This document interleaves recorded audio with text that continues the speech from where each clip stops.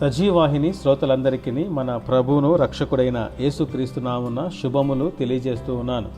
ప్రస్తుత దినములలో ఎక్కువగా వినిపించే మాట కొరత. ఖర్చులు ఎక్కువ, జీతం తక్కువ. సగం నెల అయ్యేసరికి ఏమి చేయాలో తెలియని పరిస్థితి.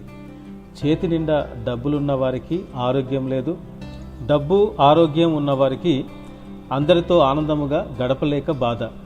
ఏ ఇంటిలో చూసినా ఏదో ఒక కొరత ఉంది. ఏమీ పర్వాలేదని బ్రతకలేని పరిస్థితి. ఏ కొరత చూసినా అది ఆర్థిక కొరత కావచ్చు, ఆరోగ్యం, కుటుంబం, సంఘం, ఇలా దేనిలో కొరత ఉన్నా అది మానసికంగా కృంగదీస్తుంది. ఈ రోజులలో మనం అనుభవిస్తున్న మానసిక కృంగుదలన్నీ కూడా ఏదో ఒక కొరత వలనే కలుగుతుంటాయి. అనేక సమయాలలో శిష్యులను అల్ప విశ్వాసులారా అని యేసు ప్రభు గద్దించాడు. ఇక్కడ శిష్యులకు విశ్వాసము లేదని కాదు, విశ్వాసం ఉంది, కానీ అందులో కొరత ఉంది.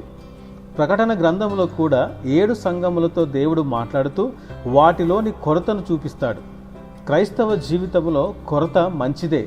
అది ఎప్పుడు మంచిదంటే ఆ కొరతలో దేవుని దగ్గరకు వచ్చినప్పుడే కొరత అనేది మంచిది. ఎందుకంటే యేసు ప్రభు ఒక్కడే కొరతను సమృద్ధితో నింపగలడు. కానీ కొంతమంది కొరతలో దేవుని విడిచి వెళ్ళిపోతుంటారు.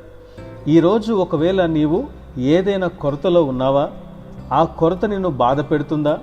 సంపాదన సరిపోక, విశ్వాస జీవితంలో స్థిరముగా నిలబడలేక, ఏమి చేయాలో తెలియక లోపల ఏడుస్తుంటే నిన్ను బలపరిచే అద్భుతమైన లేఖన భాగం పరిశుద్ధ గ్రంథంలో ఉంది.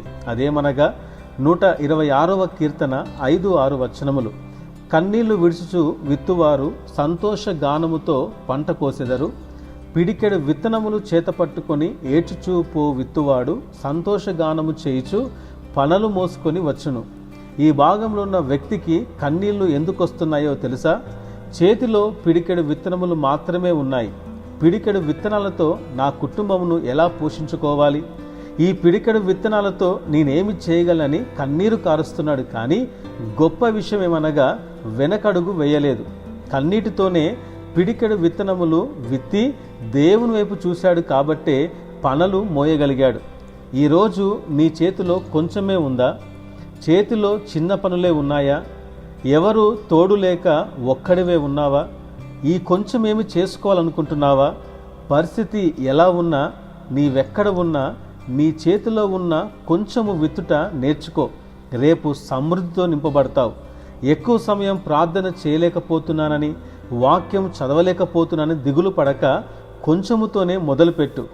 చిన్న సేవ, చిన్న పని, చిన్న ఉద్యోగం అని కృంగిపోక చిన్న దాంట్లో నమ్మకముగా ఉండు. తగిన సమయంలో దేవుడు నిన్ను హెచ్చిస్తాడు. ఒంటరిగా ఉన్నానని, ఎవరూ లేరని కలత చెందకు. దేవుడు రేపు ఒక్కడిని 1000 మందిని చేయగలడు. సమృద్ధి కొరకు ఎదురు చూసే నీవు ఈరోజు కొంచెంలో నమ్మకముగా ఉండు. రేపు సంతోష గానములతో పనలు మోసుకొస్తావు. ఇట్టి మాటలు దేవుడు దీవించునుగాక. ఆమెన్.